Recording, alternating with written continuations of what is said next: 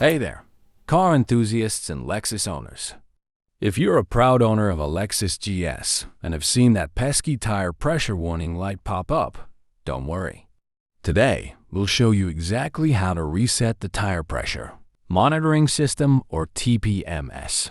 This is essential to keep your tires in optimal condition and ensure you're driving safely. So, let's dive in.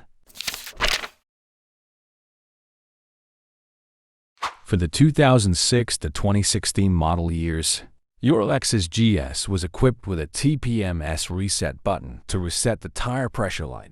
So let me teach you right now. Step 1.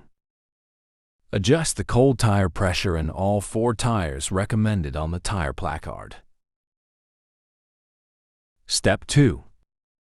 Turn on the ignition. Step 3. Next, find the TPMS reset button above the brake pedal. So you need to press the button until the tire pressure indicator blinks slowly 3 times, and you're done.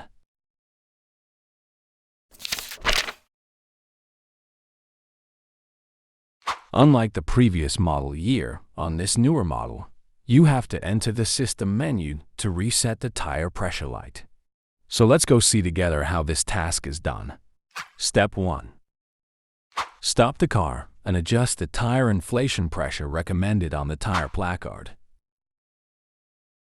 Step 2. Turn on your car. Step 3. Use the navigation button and go to the Gear tab menu. Step 4. Scroll down to find the Vehicle Settings menu and then press the OK button. Step 5. Scroll down and highlight TPMS. Step 6. Hold down the OK button until the resetting is complete and you're done. And that's it! You've successfully reset your TPMS and ensured your tires are ready for the road. If this video helped you, hit that like button and subscribe for more DIY car maintenance tips and tutorials.